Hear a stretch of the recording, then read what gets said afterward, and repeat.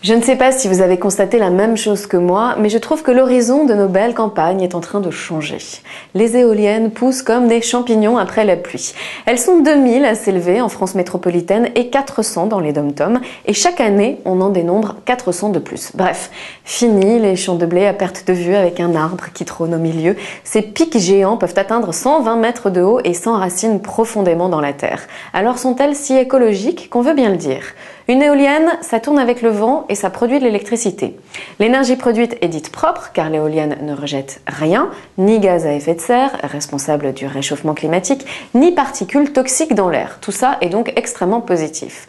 Ce qui l'est moins, c'est que les éoliennes ne produisent que 1,3% de notre consommation d'électricité, ce qui est peu. L'objectif visé est de 10% en 2020.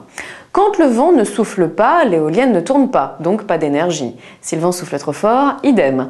On estime qu'une éolienne est active 25 à 35% du temps.